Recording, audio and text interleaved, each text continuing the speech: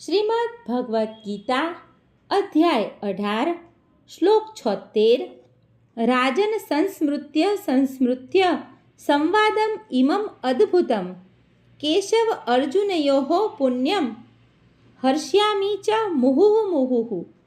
અનુવાદ: હે રાજા, જ્યારે હું કૃષ્ણ તથા અર્જુન વચ્ચે થયેલા આ અદ્ભુત તથા પવિત્ર સંવાદનું વારંવાર સ્મરણ કરું છું ત્યારે પ્રતિક્ષણે હર્ષ વિભોર થઈ જાઉં છું. ભાવાર્થ: ભગવદ્ ગીતાનું જ્ઞાન એવું દિવ્ય છે કે જે કોઈ અર્જુનના તથા કૃષ્ણના સંવાદને જાણી લે છે તે પુણ્યાત્મા થઈ જાય છે અને આ સંવાદને ભૂલી શકતો નથી. આ આધ્યાત્મિક જીવનની દિવ્ય સ્થિતિ છે. બીજી રીતે કહી શકાય કે જ્યારે કોઈ મનુષ્ય ગીતાને યોગ્ય સ્ત્રોત પાસેથી અર્થાત પ્રત્યક્ષ કૃષ્ણ પાસેથી સાંભળે છે ત્યારે તે પૂર્ણ કૃષ્ણ ભાવના પ્રાપ્ત કરે છે.